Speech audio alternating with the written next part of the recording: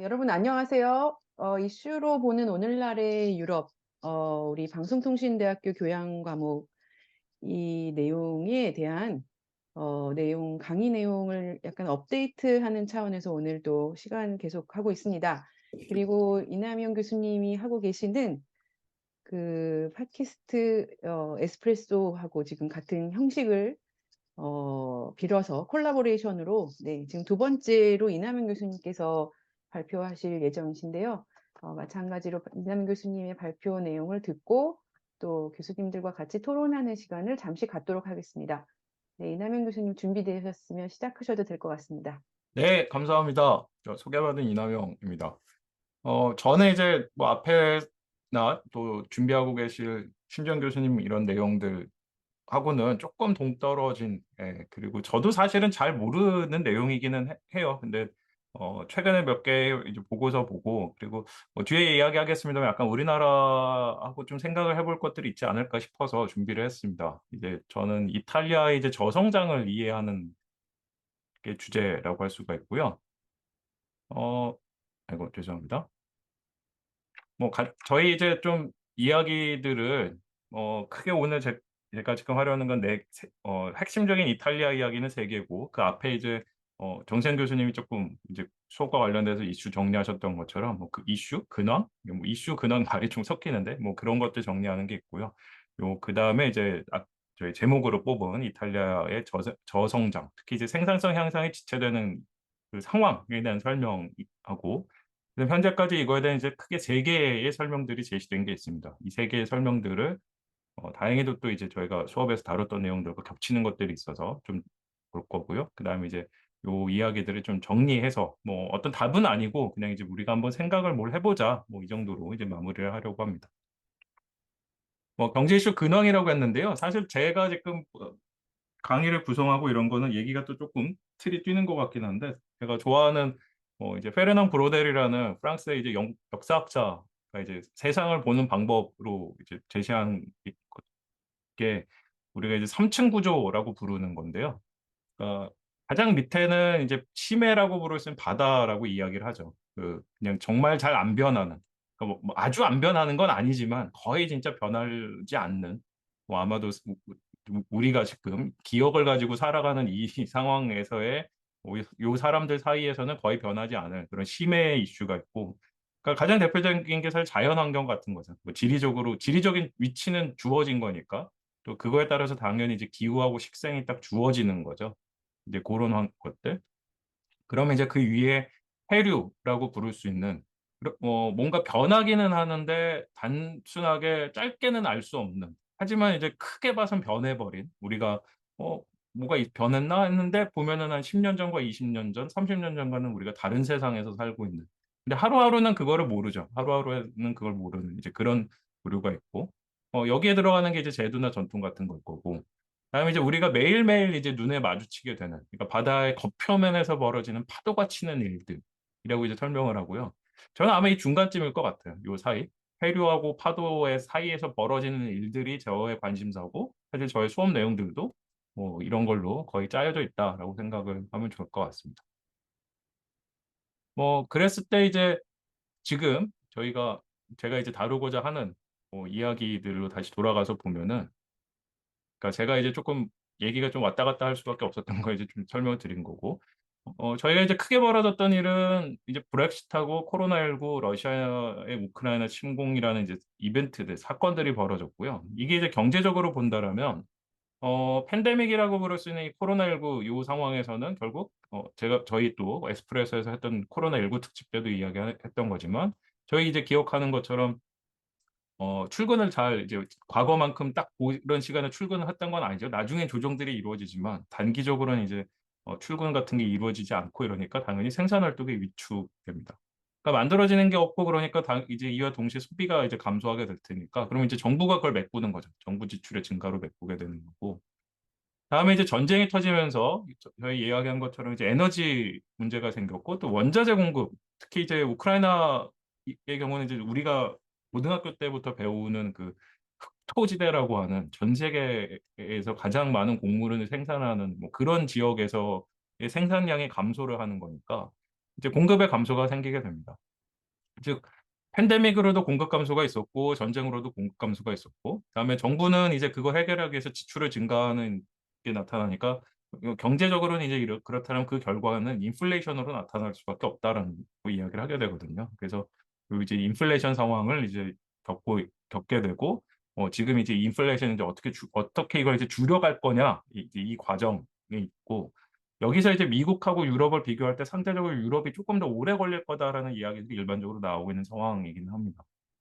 근데 저는 이제 이런 상황들이 다 있는 상태에서 사실 그것보단 조금 더 깊게 봤을 때 관심을 갖고 있는 거는 유럽 경제가 계속 침체하고 있고, 그러니까 계속 이제 미국이 제일 잘 나가고 있고, 그럼 선진국이라고 분류되는 유럽 이외에 아니 미국 이외의 유럽의 국가들은 어떠냐 그러면 점점 뭔가 미국과 격차는 벌어지고, 그다음에 이제 후발 국가 우리나라가 대표적이죠. 우리나라 같은 국가에 이제 추격이 돼서 갭이 좁아지는 뭐 그런 상황들일 거냐, 아니면 이 갭이 뭐 계속 유지될 거냐, 뭐 이런 것들이 저는 조금 더 관심인데, 그랬을 때 이제 저희 수업에서는 독일이 상대적으로 이제 통일이나 이런 과정을 거치면서 90년대 후반, 2000년대 초반에 유럽의 병자라고 부르리다가 그렇지 않고 이제 살아난 이제 이 과정에 대한 이야기를 했어요.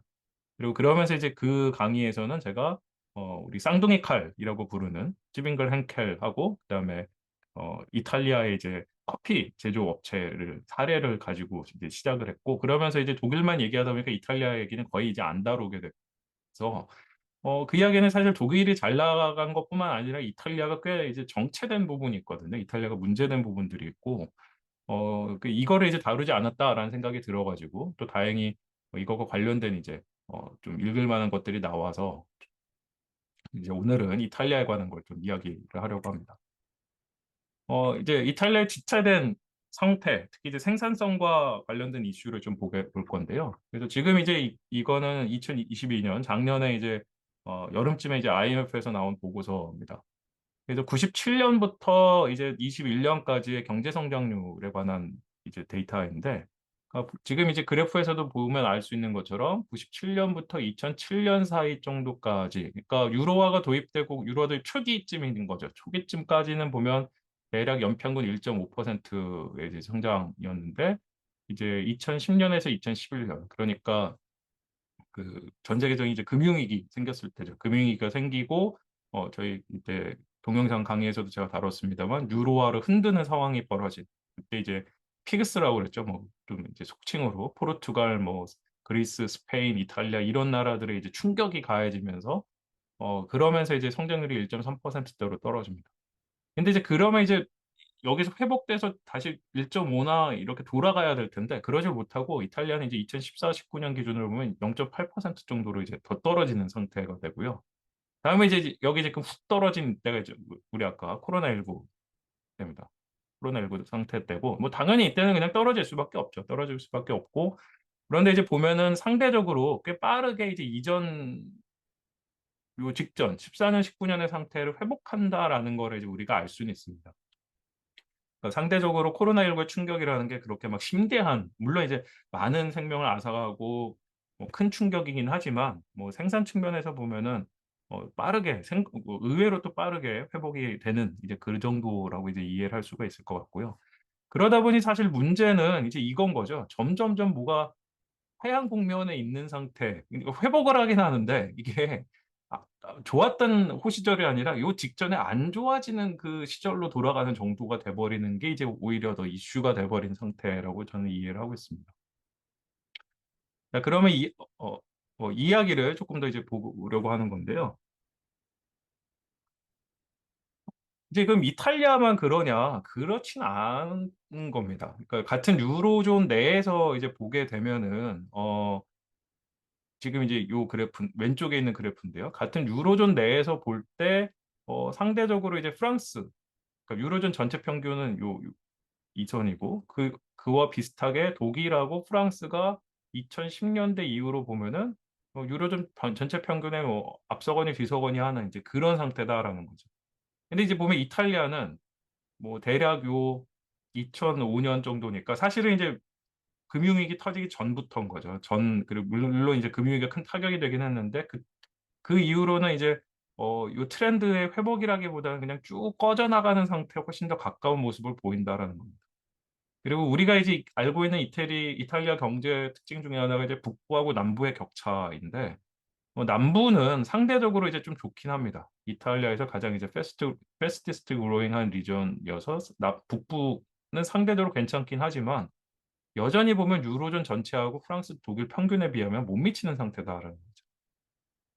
그래서 이제 오른쪽은 뭐 이제 이탈리아의 지역별의 상태를 보여주는 거고, 그래서 보면 역시 북동부와 중동부 지역, 아, 중북부죠. 예, 중북부 지역이 어, 조금 상황은 좋긴 합니다만, 방금 본 것처럼 유럽 전체와 비교한다라면 뭐 그렇게 썩 좋은 상황이라고 이야기하기는 좀 어렵다라고 우리 볼 수가 있을 것 같습니다.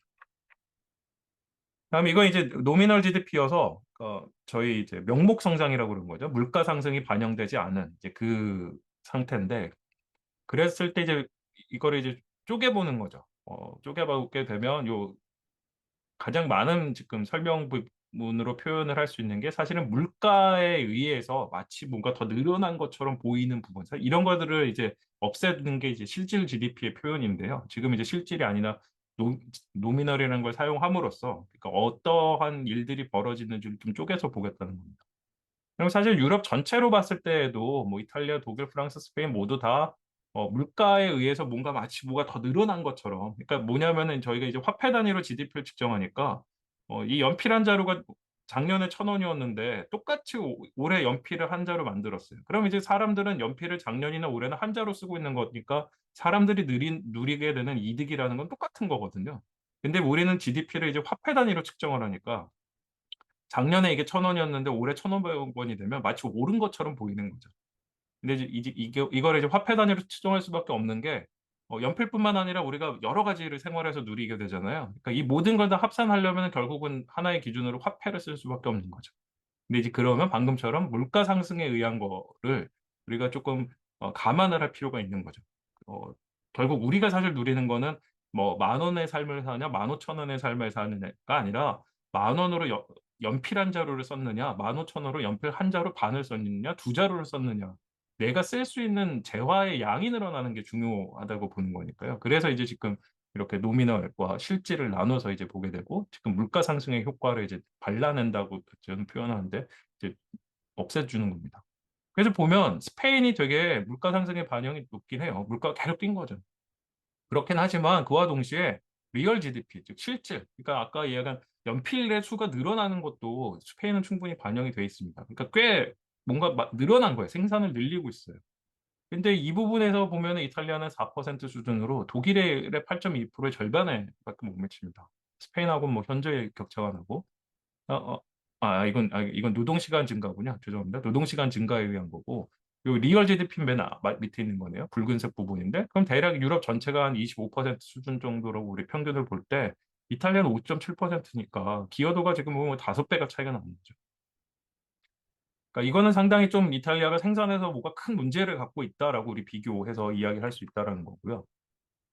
그걸 이제 보는 지표 중에 하나가 이제 생산성입니다. 이 생산성의 경우도 보면 지금 왼쪽의 그래프는 이제 화폐로 환산했을 때 시간당 얼마를 벌어들이느냐라고 이제 본다면 독일하고 프랑스.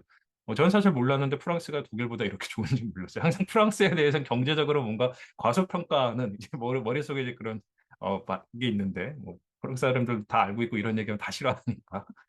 근데 보면 유로존 전체나 스페인이나 심지어 그 별로 그 뭐지 아까 저희 금융위기 때 안 좋았던 스페인마저도 좀 침체를 겪은 다음에 쭉 올라가는데 지금 보시면 이탈리아는 그냥 쭉 평평해요. 2000년대 이후에 그냥 쭉 평평해요. 뭐가 좋아지는 게 별로 없는 거죠. 그래서 분야별로 뭐 저희 이제 산업별인 거죠. 산업별로 쪽에서 나눠서 보면 제조업하고 이제 서비스 분야를 보게 됐을 때 이탈리아가 프랑스, 독일, 스페인에 비해서 이제 현재 낮은 걸 알 수 있습니다. 물론 이제 스페인이 서비스가 이탈리아보다 낮긴 한데 뭐 제조업은 훨씬 좋고 어 그러니까 이런 것들 종합해 보면 지금 이탈리아가 유럽 경제 전체에서 그러니까 좀 잘 달리던 애들 중에 뭔가 지금 부상을 입은 셈인 거죠. 그런 걸 이제 찾아보기 위한 거고 앞에서 이제 노동 생산성을 그러면 워낙 이탈리아는 이제 지역별 격차가 심하다고 생각이 되니까 이제 지역별로 쪼갠 겁니다. 지역별로 쪼개봤을 때 보면 여전히 보면 아까 우리 전체적인 트렌드의 GDP 증가 측면에서 봤던 거하고 역시 마찬가지로 보면 모든 지역이 다 지금 쭉 내려가는 분위기라는 거예요. 내려가는 분위기에 그나마 이제 조금 괜찮은 게 보면 북쪽 지역들이 여기서도 보면 이제 북쪽과 남쪽의 격차가 확인되는 거죠. 그렇지만 이제 전체 트렌드로 봐도 북쪽은 이제 쭉 올라가는 트렌드냐? 그렇지는 않다라는 거예요. 그렇지 않은 모습들이 있고 다음에 이건 이제 산업별로 본 겁니다. 산업별로 보면 2000년에 이제 100을 기준으로 하면 이 평평한 것보다 위에 있으면 이제 좋아지는 거고 밑에 있으면 내려가는 구조인 거죠.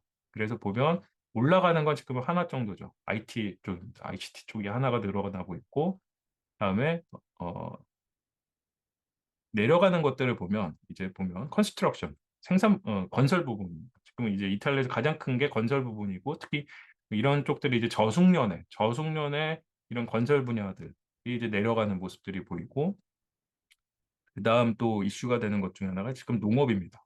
농업이 아니라 아트 앤 엔터테인먼트. 예술 산업도 역시 생산성이 낮아지는 경향을 보이고 있습니다.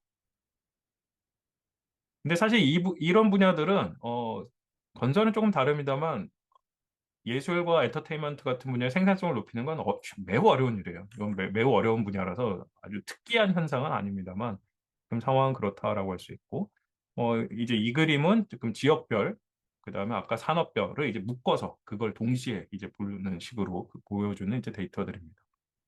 그래서 이 부분은 조금 넘어가도록 하고요. 자, 그러다 보니까 이제 이슈가 앞에서 지금 계속 확인한 것처럼 이탈리아는 지역으로 쪼개봐도 그렇고, 그다음 경제 전체로도 그렇고, 경제 성장이 뭔가 둔화됐고, 생산성 증가도 둔화됐고, 다음 산업별로도 뭐 둔화된 부분이 많은 상태다라는 거죠. 자, 그랬을 때 이제 이슈가 되는 것 중에 하나가 뭐였냐면, 이제, 조세 지출에 관한 겁니다. 그럼, 즉 뭐냐, 국가가 돈을 잘 못 벌고 있는 상태인데, 그 국가의 경제 주체 중에 하나인 정부가 그럼 돈을 잘 못 버는데 돈을 많이 쓰면 그건 문제가 생길 수 있는 거잖아요. 그럼 이제 정부 지출이 어떤가를 이제 보는 건데 지금 여기서 이제 그래프를 보시면 이탈리아가 독일은 보면 전통적으로 사실 정부 지출에 대해서 매우 이제 엄격하게 보수적인 국가입니다. 잘 지출 안 하려고 그래요. 흔히 말해서 건전 재정이라고 하는 즉 수입과 지출을 맞추려고 노력을 많이 하는 국가고 보면 이제 프랑스가 계속해서 올라가는 추이기는 한데 지금 이탈리아가 거의 프랑스하고 비슷한 수준으로 올라가고 있잖아요. 그러니까 앞에 논리를 생각해 보면 뭐냐면 프랑스하고 독일은 그래도 돈을 잘 버는 나라들인 데고 그에 받쳐서 또 독일은 상대적으로 지갑을 잘 안 여는 나라인데 그러니까 프랑스는 잘 벌고 있으니 잘 써도 되는데 이탈리아는 앞에 기준으로 보면 20년 동안 못 본 애들이 돈 잘 버는 애들하고 똑같이 막 써댄다라는 거죠. 이제 여기서 이제 많은 국제기구에서 비판들을 한 겁니다. 특히 이제 같이 유로존에 묶여 있는 특히나 이제 독일이 비판을 하는 거죠. 너희는 뭐 돈만 많이 쓰지 뭐를 하느냐 이게 된 거죠. 그래서 이 오른쪽은 이제 그러면 GDP 이탈리아 경제 전체 생산량 대비 얼마나 퍼블릭 데트 국가가 채무를 지고 있느냐 이제 그 액수 규모를 이제 보여주는 이제 그 데이터입니다. 그래서 보면 쭉 지속적으로 상승하고 있다라는 걸 여기서도 우리가 이제 확인을 할 수가 있고요. 어, 그래서 보면 이제 GDP 대비 퍼센트가 보면 이미 90년 초반에 100%를 넘어갔고 이게 지금 160%까지 올라갔던 뭐 여기 때 쭉 올라가는 상황이 잠시 벌어지는 게 이게 코로나 상황이라고 생각하시면 되고요. 유로존도 이제 그와 비슷하게 이제 코로나 때 쭉 올라가긴 합니다만 여전히 100% 이하의 이탈리아보다는 흔히 말해서 이제 재정 건전성이라는 게 낮은 상태가 되는 거죠. 자, 이야기는 그러면 정부가 GDP 대비 그 GDP의 사실 일정 비율을 조세로 받는 거니까 사실 GDP 총액도 아닌 거잖아요. 그럼 일정 비율의 만 조세로 받는 상황이면 그러면 그만큼 지출을 더 많이 하고 있다는 얘기는 결국 다 이제 국채를 발행을 해서 돈을 빌려와서 지출을 해야 된다는 거죠. 그러면 이제 이런 지출 규모가 늘어나면 늘어날수록 또 그에 맞춰서 국채 규모가 늘어나면 늘어날수록 사실 이자 부담이 커지게 될 겁니다.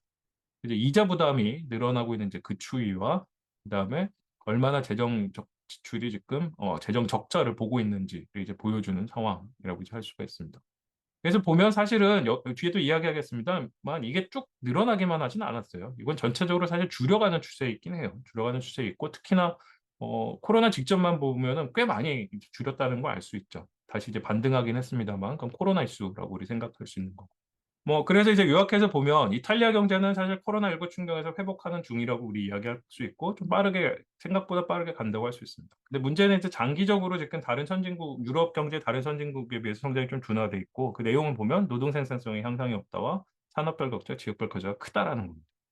그러니까 재정 지출의 증가 부담이 될 수밖에 없다는 거죠. 근데 이제 코로나19는 뭐 그럴 수밖에 없는 상황. 최근만 본다라면 그렇고